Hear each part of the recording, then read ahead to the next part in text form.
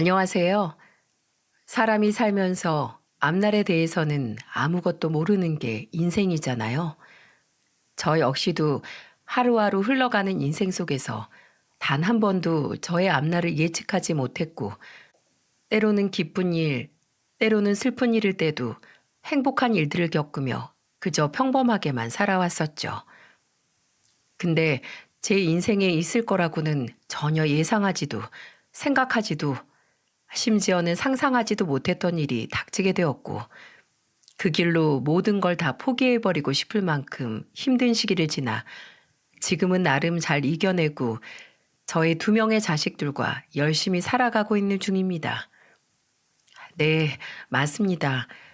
저의 인생의 큰 비극이었던 사건은 남편과 관련된 사건이었고, 지금도 사무치게 보고 싶은 제 남편은 이제는 제가 하늘나라로 따라가야지만 볼 수 있는 사람이 되어버렸죠.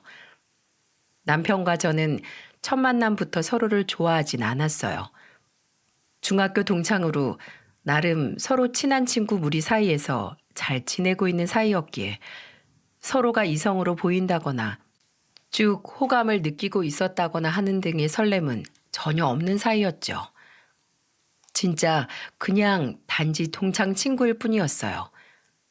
근데 중간에 남편이 유학을 다녀온 적이 있었는데, 유학을 다녀오고 몇 년 만에 만난 이후부터 남편이 저에게 자꾸만 연락을 하기 시작하면서 어떤 때는 영화를 같이 보기도 하고, 어떤 때는 서로 좋아하는 가수의 공연도 보러 가기도 하고, 또 어떤 때는 그냥 아무 이유 없이 만나서 밥을 먹으며 신나게 수다를 떨면서 시간을 보내기도 했습니다.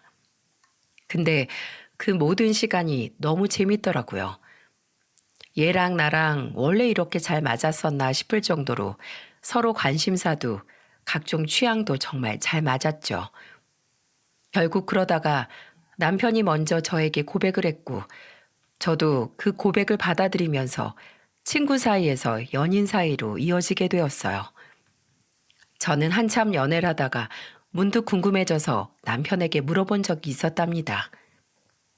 자기야, 우린 원래 서로 그냥 허물없는 친구 사이일 뿐이었는데 왜 갑자기 나한테 다가온 거야? 자기 유학 다녀오고 나서 갑자기 나한테 연락도 자주 하고 관심 가지고 그랬잖아. 처음에 나는 그냥 자기가 편한 친구라서 몇 번 만나긴 했었는데 초반에는 좀 얘가 갑자기 왜 이러나 했었거든. 이제 빨리 이유를 말해봐. 궁금해? 공짜로 알려주긴 좀 아까운데. 그전에는 자긴 그냥 나한테도 친구 그 이상도 위아도 아니긴 했었는데 내가 딱 유학 갔다 와서 자기를 오랜만에 봤는데 자기가 갑자기 너무 예뻐 보이는 거야. 사실 내가 중학교 때 말은 안 했지만 나 잠깐 자기 좋아했었거든. 근데 그때 자기가 얼마나 조숙했는지 그때부터 옆반 남자애를 사귀더라니까. 그래서 그냥 포기하고 친구로 지냈었는데 계속 안 보다가 진짜 오랜만에 보는데 딱 그때 중학교 때 느꼈던 그 감정이 확 올라오더라고. 그래서 알았지. 아, 나는 그냥 자기를 계속 좋아하고 있었나 보다. 그래서 이번엔 절대로 놓치지 말자 싶어서 자기한테 열심히 들이댄 거야. 뭐야? 그런 거였어? 어머, 어머. 그럼 날 얼마나 오래 좋아한 거야? 우리 자기 이제 보니까 완전 순정파구나. 그 마음 변하면 안 된다. 끝까지 나만 좋아해야 돼. 알았어? 알았어, 알았어. 내가 자기만 안 좋아하면 또 누굴 좋아하겠어? 내가 금방 말했잖아. 나 다시는 자기 놓치지 않겠다고 다짐했다고. 자기야말로 앞으로 나만 봐야 돼. 나 말고는 아무도 이제 못 만나. 오히려 자기가 나한테 코 깬 거야. 도망갈 생각 마라. 저는 전혀 몰랐던 사실에 놀라움을 감출 길이 없었어요. 무려 중학교 때부터 나를 좋아했다니. 저로서는 정말 놀라운 사실이었죠. 근데 이 소리를 들으니까 더 설레면서 이 사람이 좋아지더라고요. 그만큼 한결같은 사람이구나. 이 사람은 쉽게 변하지 않는 사람이구나 싶어서 둘이서 함께하는 구체적인 미래에 대해 생각을 해보게 되었어요. 그리고 저희 남편은 처음부터 저랑 결혼할 생각이었다면서 늘 저에게 결혼 이야기를 달고 살았는데도 저도 이 사람과의 미래에 대해 확신이 생기고 나니까 정말 속사포로 모든 것이 진행되었습니다. 양가 부모님께도 인사를 잘 드리고 결혼까지 이어지는 내내 모든 것이 다 순탄할 뿐이었어요. 무엇보다도 우리 부모님은 유학파에 당시 막 대학교 부교수까지 맡았던 남편을 무척이나 마음에 들어 하셨고요. 근데 반면에 저는 결혼을 준비하면서 남편에게 그동안 알지 못했던 놀라운 이야기를 하나 들을 수 있었어요. 그건 바로 시부모님에 대한 이야기였습니다. 저는 늘 남편이 엄마 아빠에 대해 스스럼 없이 이야기를 하며 여느 보통 사람들처럼 부모님에 대한 이야기를 아무렇지 않게 하며 지냈기 때문에 저와 같은 부모와 자식 간의 사이인 줄 알았어요. 근데 남편이 전혀 몰랐던 속 이야기를 하나 해주던 거 있죠? 자기야, 결혼 전에 꼭 자기가 알아야 할 이야기 하나 해줄게. 자기, 우리 부모님 만나봤지만 나랑 뭔가 느낌이 비슷하긴 하지만 서로 닮진 않았다고 느끼지 않았어? 물론 어떤 분들은 더러 닮았다고 봐주시는 분들이 있긴 한데 실은 안 닮았다고 하는 사람들이 더 많이 있더라고. 자기는 어땠어? 나? 글쎄, 난 그건 생각 안 해보긴 했는데 지금 생각해보니까 당신이랑 시부모님이 아주 많이 닮은 것 같진 않은 것 같기도 하다. 근데 왜? 자기 부모님이 혹시 친부모님이 아니신 거야? 어, 정확하게 말하면 지금 내 엄마랑 아빠는 나한테 친이모, 친이모 부이신 분들이야.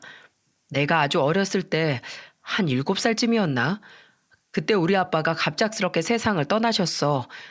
암이셨다는데 워낙에 늦게 발견을 해서 손 쓸 틈도 없이 돌아가셨다고 하더라고.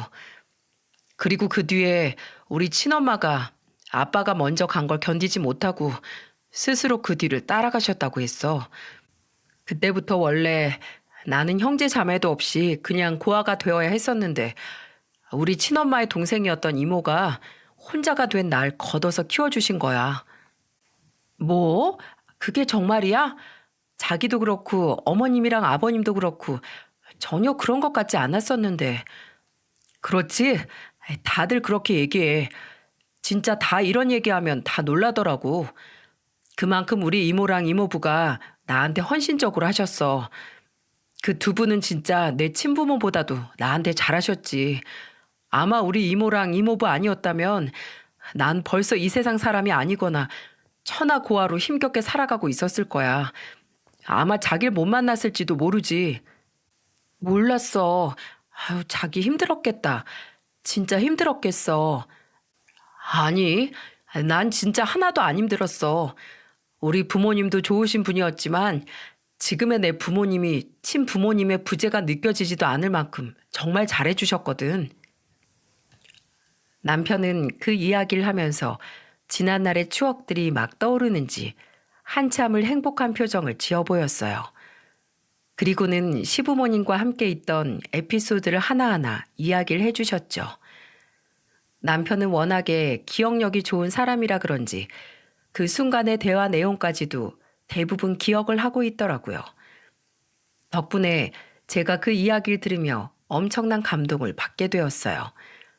그럼 몇 개만 제가 남편에게 들은 에피소드를 들려드려 볼게요. 첫 번째는 남편이 초등학생 때 이야기라며 말해줬는데요. 그때 당시 남편이 초등학교 4학년 때쯤 되었다고 하더군요. 시부모님은 남편에게 좋은 세상을 많이 알려주고 싶다며 틈이 나는 대로 이곳저곳을 자주 다녔다고 했어요. 근데 그날은 시아버지가 운전한 차가 도로를 달리면서 사고가 크게 난 적이 있었는데 그때 차가 아예 전복이 되었다고 하더군요.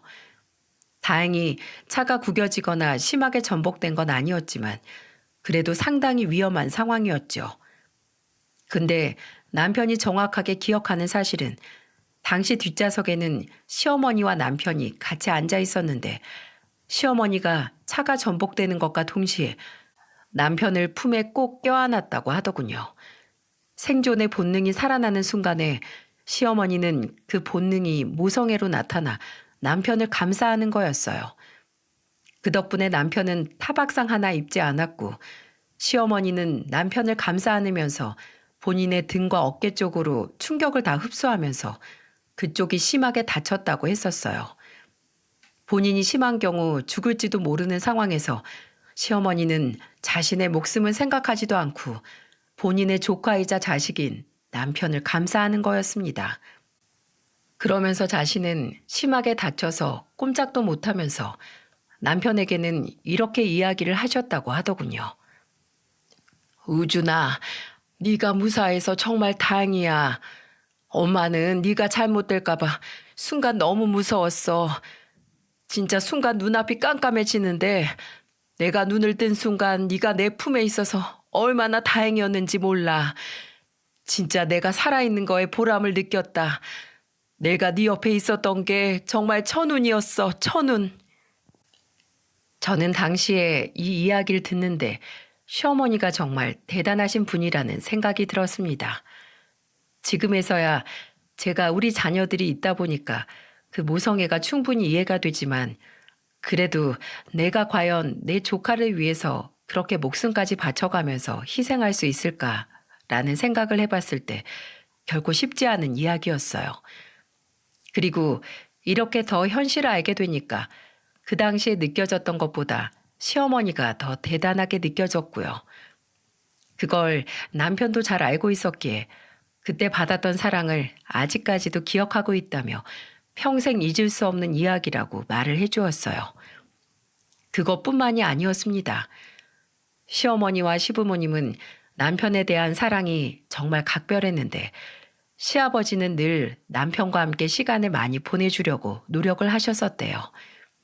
시간만 나면 같이 축구도 하고 농구도 하고 각종 스포츠를 즐기며 시간을 보냈고 여느 아빠처럼 짓궂은 장난도 많이 하고 각종 호신술도 잘 갖추고 있었던 시아버지는 남편에게 태권도, 유도까지 열심히 가르쳐 주셨다고 했어요. 그러면서 남자들 사이에서 생기는 유대감도 많이 생기고 늘 친구 같은 아빠로 있어 주셨다고 했죠. 근데 정말 제가 봐도 이 둘 사이는 친구 사이처럼 스스럼이 없었습니다. 남편은 시아버지에게 자신의 모든 이야기를 다 털어놓고 할 만큼 돈독한 사이였어요. 보통은 아들이랑 아빠가 그렇게 깊은 사이이기 어렵잖아요. 근데 이 둘은 달랐어요. 정말 주변에서 모두가 다 부러워할 만큼 둘 사이의 우정과 사랑이 깊은 부자관계였죠. 또 시어머니도 마찬가지였어요. 남편은 거의 딸 같은 아들이었기 때문에 또 시어머니한테도 늘 가서 조잘조잘 이야기도 잘하고 둘이서 같이 쇼핑도 다니면서 여느 엄마와 딸 사이처럼 살갑게 지냈더군요. 그걸 보면서 저는 진짜 이 집안은 어떤 집안보다도 행복한 집안이다 라는 생각이 들었고 그 모습을 보면서 당연히 친부모와 친자식 사이가 아니라는 의심을 조금도 할 수가 없었죠. 근데 이 가족도 딱 한 번 위기를 맞이하게 된 적이 있었다고 했어요. 그건 남편의 사춘기 때문이었는데요. 남편은 시부모님의 사랑을 잔뜩 받으며 크긴 했지만 사춘기가 좀 세게 왔었다고 했어요.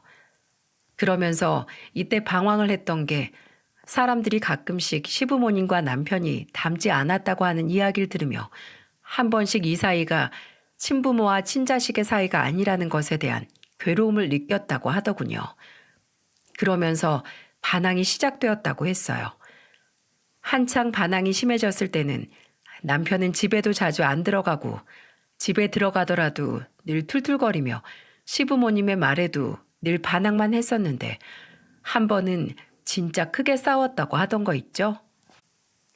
너 정말 왜 그래? 뭐가 문제야? 도대체 뭐가 문제길래 요즘 이렇게 말도 안 듣고 화만 내고 반항을 하는 거야? 엄마 미치는 걸 보고 싶어서 그래? 어? 엄마는 무슨 엄마? 진짜 엄마도 아니면서 엄마 아빠는 내 친엄마 아빠도 아니잖아. 도대체 왜 날 데리고 와서 키운 거야? 그냥 고아원으로 가게 냅두지. 사람들이 밖에서 엄마랑 아빠랑 나랑 안 닮았다고 하는 소리 들으면 내가 얼마나 비참해지는지 알아? 차라리 그냥 고아인 게 나아. 그런 소리 들을 바에야 그냥 고아원에서 사는 게 낫다고.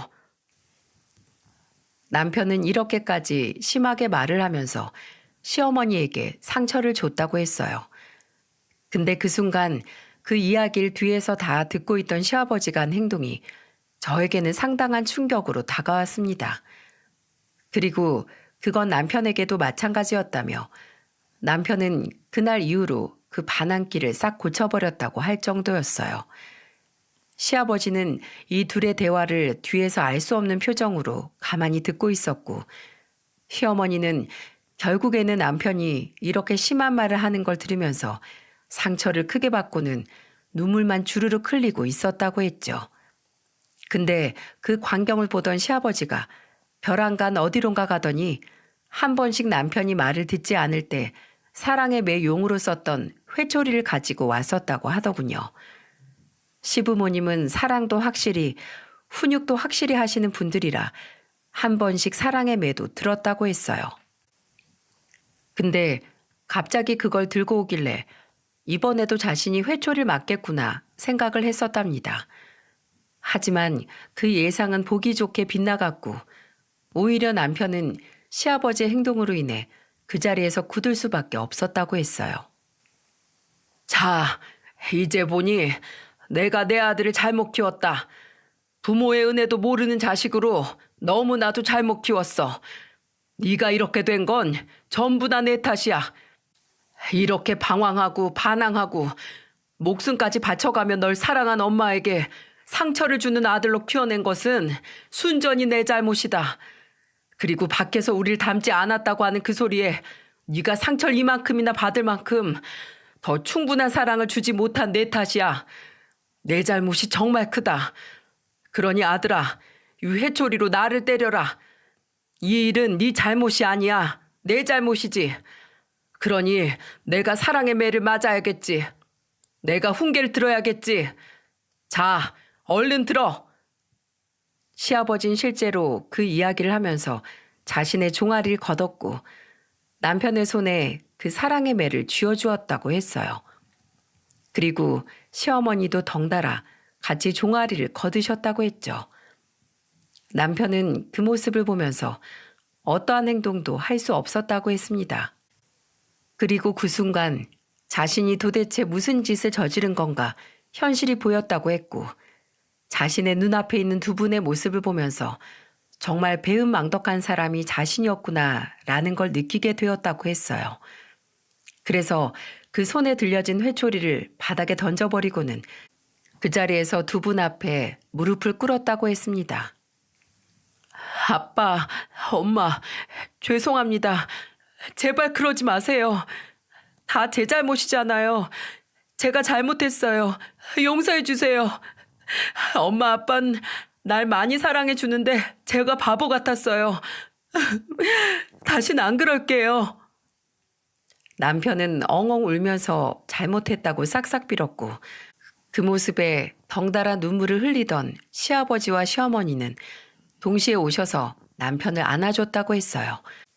그러면서 시아버지가 이렇게도 이야기를 했다고 하더군요.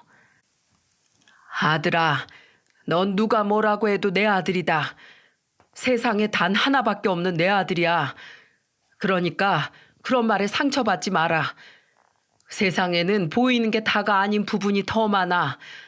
너와 우리는 겉보기에는 닮지 않았을지 몰라도 우린 누가 봐도 인정할 수밖에 없는 가족이야. 그 가족애가 우리 안엔 있어.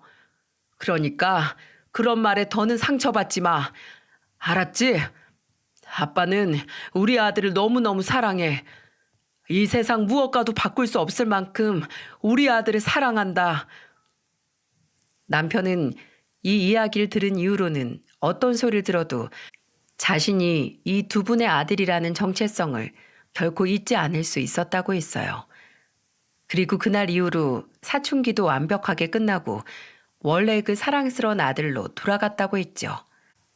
이 이야기를 듣는데 저는 정말 이 가족만큼 감동 스토리를 가진 가족이 있을까 싶을 만큼 마음의 깊은 울림을 느낄 수 있었습니다. 그래서 이만큼 훌륭하신 시부모님을 더 존경하며 모실 수 있었고요.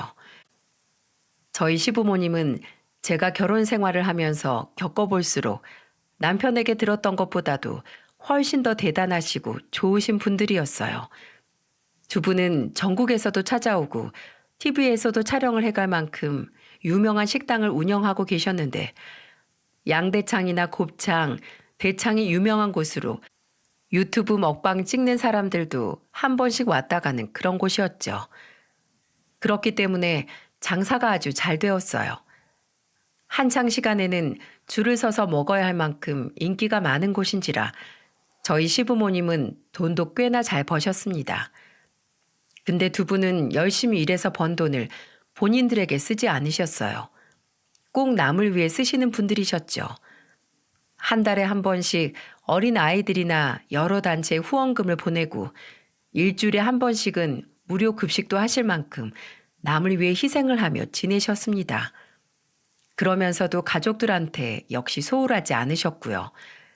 특히나 자신의 손주들인 우리 애들한테도 얼마나 잘하셨는지 매번 만나면 용돈 주시고 옷 사주시고 장난감도 사주시는 등 정말 과분할 정도로 잘해주셨죠. 그걸 보면서 제 남편이 정말 기뻐하고 좋아했어요. 남편은 항상 저한테 이렇게 말을 하는 사람이었거든요. 여보, 있잖아. 난 아이들을 많이 낳고 싶어. 평생을 친자식 없이 딱 하나인 나만 보고 산 우리 엄마 아빠한테 애들 소리로 북적북적 대는 거 느끼게 해드리고 싶어. 그게 우리 엄마 아빠 평생 소원이셨어.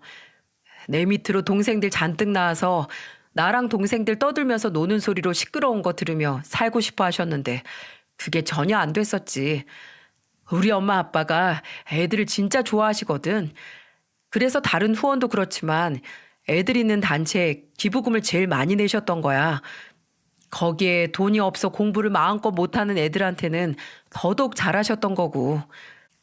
그래서 내가 우리 엄마 아빠가 못했던 거 대신 해드리면서 애들 소리로 복작복작한 거 들으며 사는 소원 이뤄드리고 싶어. 그러니까 우리 애들도 많이 낳자. 하여간 우리 어머님 아버님도 자식 사랑 대단하신 분들이시지만 당신도 부모 사랑 대단한 사람이야. 아무도 못 따라가. 근데 당신 마음이 곧 내 마음이기도 하니까 나도 노력해 볼게. 우리 애들 많이 낳아서 시부모님 행복하게 해드리자. 그러면서 저희는 아이 둘을 낳았습니다. 근데 희한하게 셋째를 가지려고 할 때부터는 저희가 계획한 대로 아이가 잘 생기지 않더라고요. 그래서 너무 심각하게 생각하지 말고 천천히 생기면 생기는 대로, 안 생기면 안 생기는 대로 편하게 있자고 이야기를 하면서 두 아이를 잘 키우고 있던 때였습니다. 시아버지는 평소 매우 건강하신 분이셨는데 갑자기 중풍을 맞게 되셨고 그 뒤로 거의 5년 정도를 계시다가 결국에는 끝내 돌아가시고 말았어요. 저희 가족에게는 폭풍과도 같은 시간이었죠. 중풍에 걸리셔서 정상적인 생활을 하기 힘들 때는 저희 부부와 어머님이 돌아가면서 시아버지를 모셨고 저희들의 노력으로 조금씩 호전이 되어가는 듯 했지만 그건 저희들의 착각이었는지 그렇게 생을 마감하시고 말았어요. 시아버지의 장례식장에서 누구보다도 슬퍼한 건 당연한 일이겠지만 저희 시어머니였어요. 시어머니는 거의 넋이 나간 사람처럼 장례를 치르셨는데 저와 남편은 정말 눈코 뜰 새 없이 바쁘게 다녔습니다. 상조 회사에서 사람들이 나와서 도와주긴 했지만 워낙에 살아생전에 선행을 많이 하시고 인맥이 좋으셨던 시아버지를 추모하러 온 조문객들이 말도 못하게 많았거든요. 그러니 저희는 그분들 맞이하랴 보내랴 또 중간중간 인사 나누랴 정말 정신없는 시간을 보내고 있었어요. 하지만 시어머니는 그 와중에도 어떤 공간에 홀로 갇힌 것처럼 아무런 생각도 감정도 없는 사람처럼 있으셨어요. 그만큼 시아버지의 죽음에 충격을 크게 받으신 거였죠. 그럴 수밖에 없는 게 이 두 분은 정말 거의 부부는 일심동체라는 말이 딱 이 둘을 보고 하는 말이다라고 할 수 있을 정도로 인고 부부로 사셨거든요. 시어머님이 계시면 시아버지가 있고 시아버지가 계시면 시어머님이 있을 정도로 이 둘은 항상 붙어 다니셨어요. 그래서 아버님이 중풍 때문에 거동도 불편하시고 일상생활이 거의 안 되실 때에도 시어머니가 가장 가까이에서 거의 떨어지지 않고 시아버지를 돌보셨죠. 이때는 식당까지 다 정리를 하실 정도로 시아버지 회복을 위해서 노력하셨던 분이 바로 저희 시어머니였어요. 하지만 그 바람대로 되지 않고 얼마 못 가 돌아가신 시아버지를 보면서 시어머니는 너무나 많이 힘드신 듯 보였습니다. 그때 우리 남편이 시어머니가 꼭 세상이 다 무너진 것처럼 지내려고 하니까 겁이 났는지 이렇게 말을 하더라고요. 엄마 마음 독하게 먹어야 돼. 내 친엄마처럼 그렇게 나 버리고 엄마까지 아빠 따라서 가버리면 안 돼. 알았지? 나 진짜 무서워. 엄마가 아무 말도 안 하고 있으니까 겁나 죽겠어. 내가 아빠 대신해서 엄마한테 잘할 테니까 제발 엄마, 나를 위해서라도 힘내서 살아줘. 제발 이렇게 내가 부탁할게요. 저희 남편은 간절한 목소리로 시어머니에게 이야기를 했고 그 진심이 통했는지 시어머니는 그날 이후로 조금씩 회복이 되고 있는 것 같았습니다. 하지만 하늘은 왜 이렇게 무심한 걸까요? 시어머니는 시아버지가 돌아가신 이후 바로 1년 뒤에 뭐가 그리 급하셨는지 시아버지가 많이 보고 싶었던 모양이신지 시아버지가 계신 곳으로 가시더라고요. 이때 또 한 번의 충격을 받은 게 남편이었습니다. 남편은 시아버지가 돌아가시고 나서 시어머니까지 어떻게 될까봐 매 순간을 노심초사하면서 지냈어요. 하루 한시도 편하게 지내는 날이 없어 보일 정도로 시어머니에게 안부 전화를 하고 하루에 몇 통씩 통화를 하고 시간이 되는 날에는 무조건 만나면서 시어머니를 체크했죠. 이때 남편이 시어머니를 또 잘 돌보아서 그런지 시어머니는 시아버지의 부재를 빨리 털어버리고는 금방 다시 밝은 모습을 되찾으셨어요. 그래서 식당은 다 그만두신 상황이라서 시간이 나는 대로 거의 봉사활동 위주로 다니셨고 금방 다시 생기를 되찾아 시아버지를 먼저 떠나보낸 슬픔을 많이 이겨내고 계셨죠. 그때 시어머니가 남편에게 많이 고마웠는지 이런 말을 자주 하셨어요. 내가 아들 보고 살지 우리 아들 보고 우리 아들 없었음 나는 진즉에 우리 남편 잃은 아픔에 못 이겨서 금세 따라가 버리고 말았을 거야. 근데 우리 아들이 이 복덩이 역할을 하느라 이렇게 엄마가 버티고 후를 털고서 금방 일어날 수 있었어. 고마워 우리 아들. 그리고 우리 며느리도 마음 약한 시애미 보살피느라 고생 늘 많은 거 잘 알아. 이 세상 너희 같은 애들이 어디 있겠니? 나는 너네를 만난 것만도 이번 생애 운은 다 썼다고 본다. 어머님, 정말 아무것도 안 하셔도 되니까 그저 건강하게만 있어주세요. 건강하게만 오래오래 살면서 저희랑 계셔주시면 저희도 바라는 것 아무것도 없어요. 맞아요, 엄마. 난 진짜 엄마가 아빠처럼 갑자기 잘못될까봐 그게 제일 걱정이었어요. 그러니까 건강검진 수시로 잘 받고 조금만 아파도 나한테 얘기해야 돼. 알았지? 엄마까지 놔두고 가버리면 나야말로 진짜 어떻게 될지 몰라. 그러니까 엄마는 건강하게 오래오래 살아야 돼. 대신에 내가 끝까지 우리 엄마 책임질게. 그래, 우리 아들, 우리 며느리, 우리는 오래오래 행복하게 살자. 하지만 저희의 대화가 무색해질 만큼 남편의 노력에도 시어머니는 끝내 세상을 또 먼저 떠나버리고 말았습니다. 하지만 남편의 친어머니처럼 스스로 떠난 게 아니었어요. 최근 3년 전부터 한창 유행하던 그 바이러스에 시어머니가 걸리셨는데 시어머니는 평소에 폐 질환을 가지고 계셨기에 그 벽을 넘지 못하고 결국에는 또 다른 병을 얻어서 돌아가게 되신 거였죠. 시부의 부재, 시모의 부재까지 생기게 되니 남편은 이때부터 정말로 힘들어 보였습니다. 남편은 제가 알고 있던 평소 남편의 모습을 볼 수 없을 만큼 점점 폐인처럼 바뀌어갔고 정말로 시부모의 부재가 남편에게는 큰일이었는지 남편은 시어머니가 돌아가시자마자 거의 정신적인 질환을 다 얻게 되었다고 할 만큼 엉망이 되어갔어요. 남편은 시어머니가 돌아가시면서 정말 아무런 눈물도 흘리지 않았어요. 아예 감정이 없어진 사람처럼 시어머니가 시아버지를 보낼 때 그랬던 것처럼 똑같이 그러더라고요.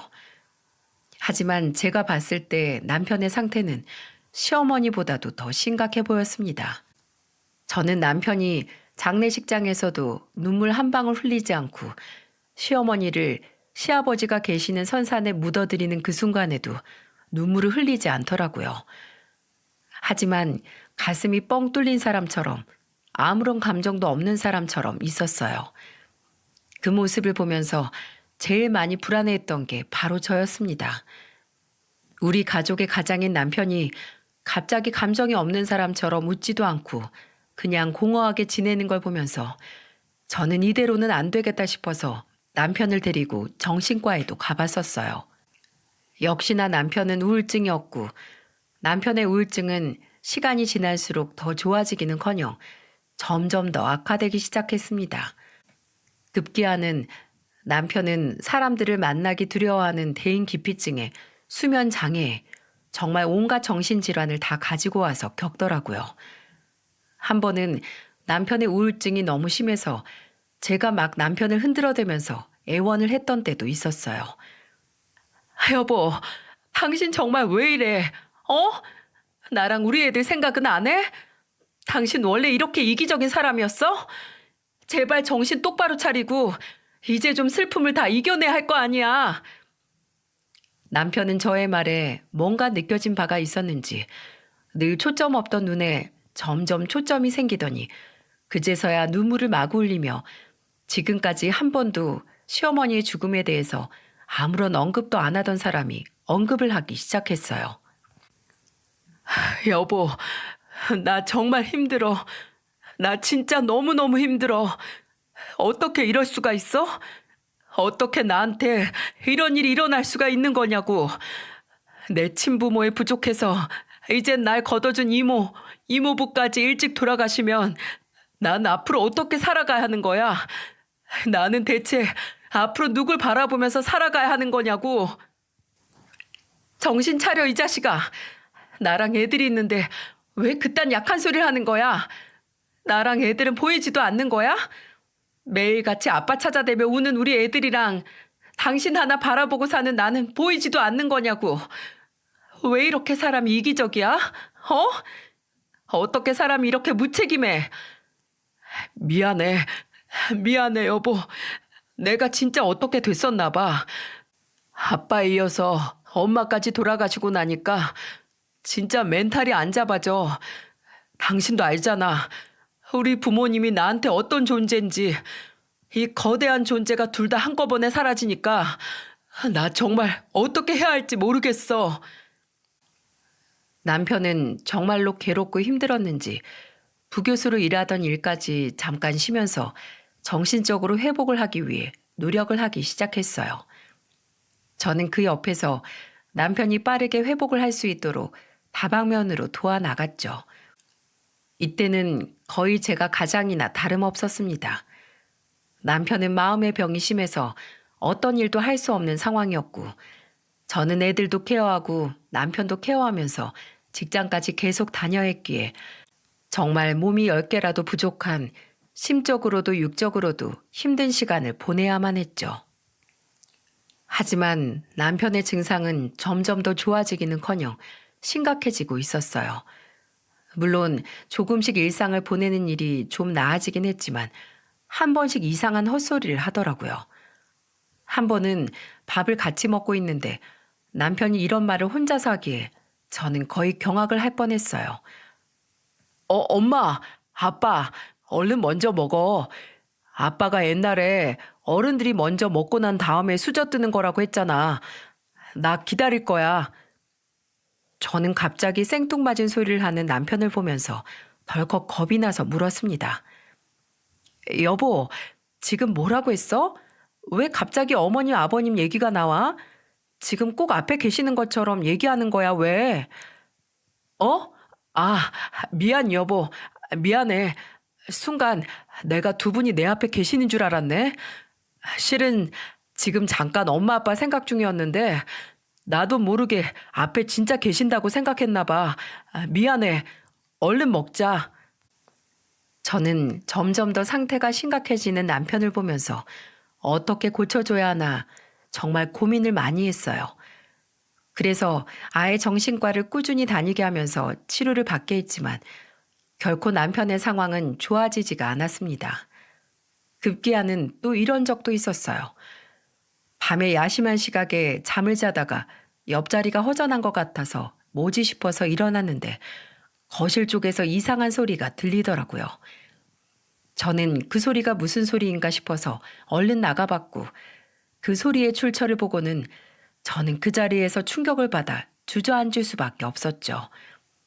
그 소리의 주인공은 다름 아닌 저의 남편이었고 남편은 뭐에 꼭 홀린 사람처럼 거실에서 혼자 울면서 난리가 났었어요. 엄마, 아빠, 왜 이제야 왔어? 내가 얼마나 보고 싶었는데, 내가 얼마나 나한테 와달라고 그렇게 매일 얘기했는데 왜 이제서야 온 거야? 왜? 보고 싶었어. 엄마, 아빠, 너무너무 보고 싶었어. 이제 나 버리고 어디도 가지 마세요. 엄마, 아빠 없으면 나 진짜 어떻게 될지 모르니까 이제는 어디도 가지 마. 제발. 남편은 거의 포효하듯 울면서 이야기를 했고 저는 그 모습에 겁이 질려서 그 자리에 주저앉아 하염없이 바라보다가 점점 심해지는 남편의 헛소리에 정신을 깨워야겠다 싶어서 바로 남편에게 달려갔어요. 여보, 당신 왜 그래? 정신 차려. 어머님, 아버님이 어디 계신다고 그런 소리 하는 거야? 여보, 나 보여? 나 보이냐고. 나 좀 똑바로 봐봐. 나를 좀 제대로 봐봐.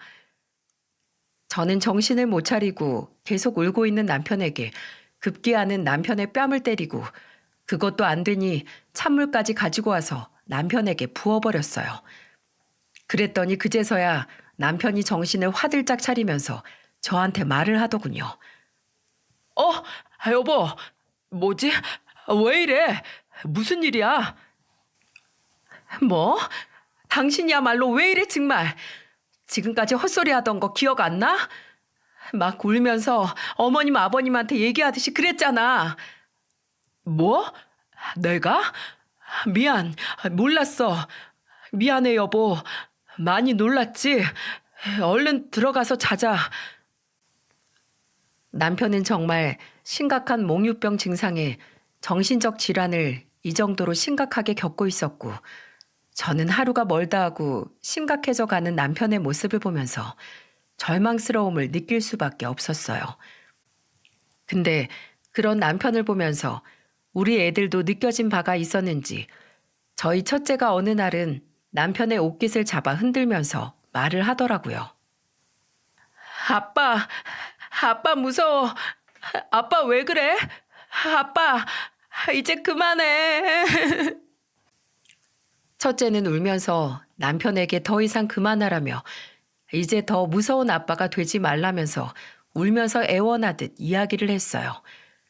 그제서야 남편은 진짜로 정신이 좀 차려지는 듯 했죠. 자신의 옷깃을 잡고 울던 아이를 꼭 끌어안고는 이렇게 말을 했어요. 미안하다. 미안하다 우리 아들. 아빠가 도대체 너네하고 너네 엄마한테 무슨 짓을 한 건지 모르겠다. 정말 미안해. 아빠 이제 안 무서워질게. 아빠 이제 정신 차릴게. 미안해 우리 아들. 이 아빠가 못나서 정말 미안해. 남편은 아이를 꼭 끌어안으면서 울며 이야기를 했고 그 뒤로부터는 정말로 헛소리도 많이 좋아지기 시작했고 다시 일상을 회복하면서 부교수 일도 다시 해나가기 시작을 했어요. 저는 그 모습을 보면서 천만다행이라고 생각을 하며 이제야 남편이 제가 알던 남편의 모습으로 돌아오는 듯했어요. 하지만 그것은 남편의 엄청난 발악 같은 거였을까요? 남편은 결코 좋아진 것이 좋아진 게 아니었던 것 같습니다. 그 뒤로 좀 괜찮은가 싶었던 어느 날 추석이 다가오면서 남편이 벌초를 하기 위해서 선산에 가려고 했었어요. 물론 두 분이서 돌아가신 지가 얼마 안 되어 크게 벌초를 할 것이 없을 것 같긴 했지만 남편이 두 분의 산소를 가고 싶어하는 마음을 느꼈기에 저는 편하게 다녀오라며 배웅까지 했죠. 근데 그날따라 남편이 산소를 가기 전에 살짝 이상한 행동을 했어요. 바로 문 앞에 서서 저를 뚫어져라 보더니 이런 말을 하는 거예요. 여보, 지금 보니 우리 여보 진짜 예쁘다. 왜 이렇게 예쁘지? 내가 우리 여보 더 사랑해주고 더 예뻐해줬어야 했는데 그러질 못했네. 여보, 내 아내로 살아줘서 정말 고마워. 우리 애들 엄마로 또 내 아내로 있어줘서 진짜 고마워. 새삼 당신을 보니까 그게 나한테 큰 행운이었다는 게 느껴지네. 뭐야, 새삼스럽게 왜 그런 닭살스러운 말을 하는 거야. 그걸 이제 한 거야? 그러니까 앞으로 두고두고 나한테 잘해. 여왕 모시듯이 모시고 살란 말이야. 알았어? 어, 그래야지. 우리 아내, 내가 여왕님처럼 떠받들고 살아야지. 지금까지는 당신의 존재에 대해 내가 크게 고마움을 못 느끼면서 살았는데 이제 보니까 당신이 나한테 보물이나 다름없네. 당신을 만난 게 진짜 내 인생에서 큰 행운이었어. 아유, 지금이라도 알면 됐네요. 그러니까 앞으로 잘하면 돼. 이제 우리 아픈 시간 많이 지나갔으니까 우리 둘 다 애들 데리고 행복하게 살자. 알았지, 여보? 저의 말에 남편은 대답을 따로 하지 않은 채 갑자기 눈시울이 붉어지며 눈물을 흘리려고 했고 저는 그걸 보면서 남편이 시부모님 산소에 가려니 마음이 센치해져서 일어나 보다 싶었어요. 하지만 그건 저의 착각이었습니다. 남편은 그날 그렇게 가고 나서 그 뒤로는 다시는 저희에게 모습을 비추지 않았고 그 인사가 생애 마지막 인사가 되어버리고 말았어요. 벌초를 하러 간 남편은 하루가 지나도록 연락이 되지 않았고 저는 남편과 마지막에 있었던 그 일이 마음에 걸려서 도저히 가만히 있을 수가 없었어요. 그래서 경찰에 신고를 해놓은 상황이었는데 벼랑간 제 핸드폰으로 연락이 한 통 오더라고요. 그것은 정말 경악스러운 연락이었고 저희 남편이 숨이 멈춘 채로 그 병원에 있다는 소식이었죠. 그쪽에서 설명한 내용은 이랬어요. 남편은 시부모의 산소까지 간 건 맞았지만 그곳에서 스스로 생을 버리는 극단적인 선택을 한 거였고 그걸 발견한 그 주변에 벌초하러 온 주민들이 119에 신고를 하면서 남편이 병원으로 옮겨지게 된 거였죠.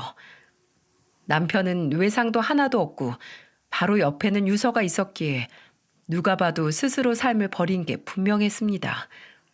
그리고 그 남편을 마지막으로 본 것이 바로 안치실이었어요.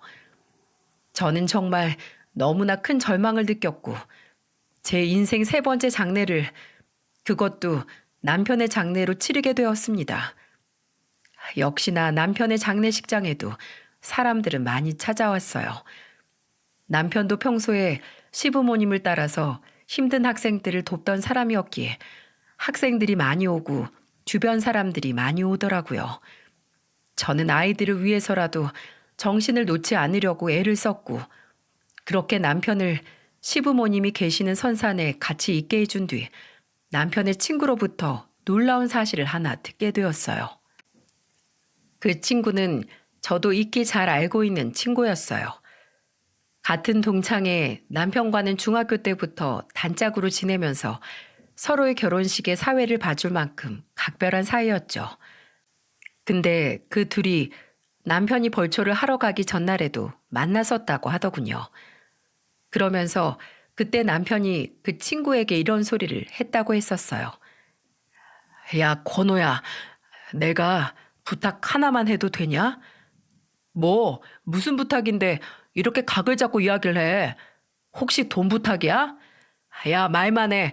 너라면 내가 한 3천만 원까진 그냥 줄 수도 있다. 야, 돈 문제 아니야. 돈은 나도 있어, 임마. 그런 게 아니고, 만약에 내가 잘못되면 혹시 한 번씩이라도 좋으니까 우리 애들 엄마랑 애들 좀 챙겨줄 수 있겠냐? 뭐? 야, 그게 무슨 뚱딴지 같은 소리야. 누가 보면 네 와이프랑 내가 무슨 사이라도 된 것처럼 오해하면 어쩌려고 그런 소리를 하냐? 아, 그런 게 아니고 만약을 위해서 하는 소리인 거지. 나도 만약에 네가 잘못되면 네 와이프랑 애들 내가 가만히 두겠냐? 수시로 찾아가서 살펴보고도 남지. 그러니까 너도 좀 그래달란 소리를 하는 거야. 그래? 알았어. 우리 서로서로 보살펴 주기로 하자. 남편이 이런 부탁을 친구에게 했고, 그 다음에는 요즘 사는 게 너무 지옥 같다며 꼭 자신의 머릿속에서 누군가 자신을 조종하는 것 같다고 이야기를 했다고 했어요. 하지만 시어머니가 돌아가신 이후로 헛소리를 하고 헛것을 볼 만큼 심신이 많이 미약해져 있던 남편이었기에 저는 그게 무슨 상황인지 이해가 되었습니다. 하지만 그게 결국에는 남편을 죽음으로까지 몰고 갈 줄은 꿈에도 몰랐던 거였어요. 미안하다. 내가 네 남편 케어를 잘했어야 했는데 내가 알아차리지 못했어. 정말 미안하다, 야. 됐어. 왜 그게 네 잘못이야. 지금이라도 말해줘서 고마워. 남편이 그렇게 힘든진 몰랐어. 아니, 사실 알고 있었는데 이제 많이 회복된 줄 알았어. 근데 나는 남편처럼 살지 않을 거야. 우리 애들 어떻게 해서든 내가 끝까지 책임질 거야. 그래, 나도 내 친구 놈이랑 약속한 게 있으니까 수시로 너네 살필게. 그러니까 너도 무슨 일 있으면 언제든 연락해라. 저와 남편의 친구도 서로 동창이었기에 서로를 잘 알고 있어 이런 대화를 주고받을 수 있었어요. 하지만 저는 남편의 친구 앞에서는 센 척했지만 속으로는 억장이 무너져 이미 삶을 포기하고 싶을 만큼 힘이 들었어요. 근데 그때 남편의 유서를 보고 제가 다시 마음을 잡고 일어날 수 있었습니다. 여보, 사랑하는 우리 아내, 미안해. 마지막까지 끝내 못난 모습을 보이게 돼서 나도 정말 이겨보고 싶었는데 쉽지가 않네. 정말 미안한데 나 먼저 좀 우리 엄마 아빠한테 갈게. 여보는 우리 애들 끝까지 좀 케어해줘. 난 못난 아빠로 우리 애들을 떠나지만 당신만큼은 멋진 엄마로 있어주길 부탁할게. 여보, 내가 없어도 꼭 좋은 사람 만나서 당신 행복 찾아서 살아. 사실은 그 말 하고 싶어서 내가 이 유서를 쓰게 된 거야. 내가 당신 평생 행복하게 해주겠다고 약속하고는 꼬셔서 결혼까지 했는데 난 그 약속을 끝까지 지키지 못했지만 부디 이 약속을 지켜줄 수 있는 사람을 다시 만나서 새 인생 살았으면 좋겠어.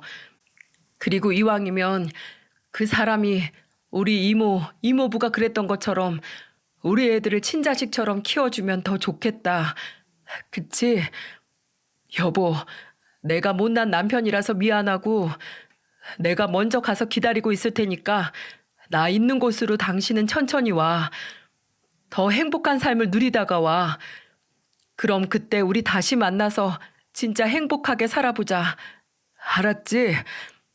다시 한번 당신과 우리 애들 놓고 떠나서 미안해.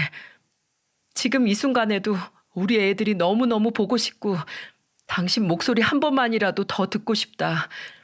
근데 내가 이기적으로 또 전화해서 당신 목소리 들으면 내 마지막 전화에 당신은 더 큰 상처를 받게 될 것 같아서 참아볼게. 사랑해, 우리 마누라. 그리고 사랑한다, 우리 유호, 추호.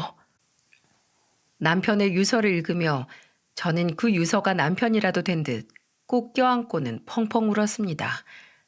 이렇게 남편이 떠나간다는 게 믿겨지지가 않았어요. 하지만 이 유서를 보고 있으니 정신이 번쩍 나더군요. 다름이 아닌 아빠의 부재로 힘들어할 우리 애들에게 저까지 약한 모습을 보여주게 되면 내가 남편으로 인해서 느꼈던 그 두려움을 우리 애들은 더 크게 느끼게 될 것 같아서 약한 모습을 버리기로 했어요. 그리고는 힘을 내서 털고 일어났습니다. 덕분에 우리 애들은 아빠를 잃은 슬픔을 가지고 있긴 하지만 저의 노력에 나름 안정을 잘 찾아가고 있는 중이에요. 한 번씩 아빠가 보고 싶다며 울긴 하는데 그때마다 제가 옆에서 지켜주고 있다 보니 애들은 늘 제 품에 안기어서 진정을 하고 잠들고 있어요. 앞으로도 무수히 많은 이 외로운 싸움을 해 나가야 하겠지만 저는 어떻게 해서든 우리 애들을 위해서 이 시간들을 견뎌 나갈 거예요. 여러분, 사람의 앞날은 누구도 알 수 없는 위로와 같다는 말 혹시 공감해 보신 적이 있으실까요? 저는 정말 알 수 없는 저의 미로 같은 인생이 조금은 두렵기도 합니다. 하지만 그래도 결국에는 그 출구가 있을 것이기에 거기에 희망을 두고 살아보려고 해요. 그리고 저의 이 굳은 다짐과 노력이 우리 애들한테 느껴졌는지 얼마 전에는 우리 첫째가 저한테 이렇게 이야기를 해주더군요. 엄마, 아빠가 이젠 없지만 내가 아빠 대신에 엄마한테 잘해줄게요. 엄마 많이 많이 웃게 해줄 거예요.